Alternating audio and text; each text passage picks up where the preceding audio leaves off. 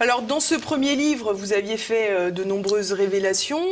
Vous en faites de nouvelles dans ce second ouvrage. Encore plus belle. Pourquoi vous avez voulu continuer finalement? Est-ce que c'est tout simplement le écoutez, succès et quand vous les allez au ventes? WC vomir, vous vomissez tout ce que vous avez. Moi, il m'en reste encore à vomir. Donc il y aura encore une suite? Ah ben il y aura le tome 3 et le tome 4. Bon, on sait déjà que... Ah, ça c'est sûr. Si on m'a pas tué avant. Hein. Alors justement, c'est ma deuxième question. Est-ce que vous avez eu des menaces à l'issue de ce premier livre? Est-ce que en ce moment, oui. Vous avez des pressions? Beaucoup. En ce moment, oui. Mais des pressions, mais je sais à peu près d'où ça vient. Ça vient d'un certain mannequin dont j'ai tué le nom pour l'instant, qui a très peur de mes divulgations et qui m'envoie des petits mecs en voiture. Et vous parlez aussi beaucoup des politiques, vous insistez beaucoup sur eux. Ah, bien sûr, c'est eux les premiers, bien sûr, c'est eux qui font des lois et ils s'empressent de les enfreindre. Mais en plus, mais qui sont-ils? On a bien vu qu'ils sont presque tous corrompus, pourris.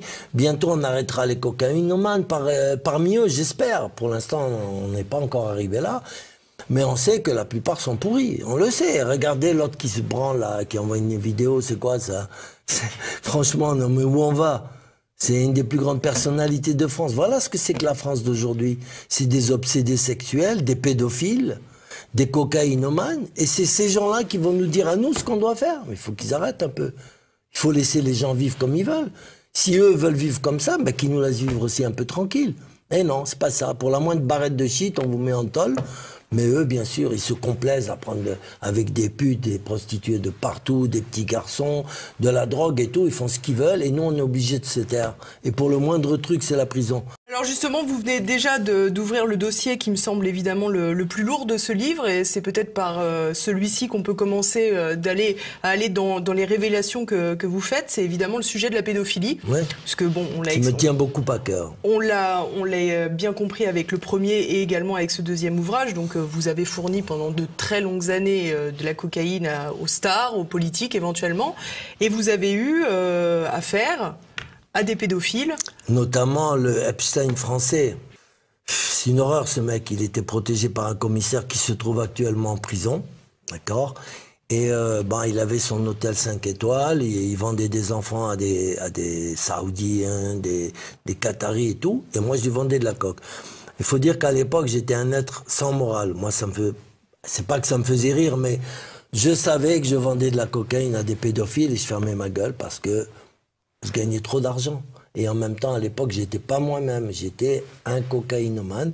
Je savais pas trop ce que je faisais. Et puis bon, je voyais. Mais aujourd'hui, j'ai arrêté la cocaïne.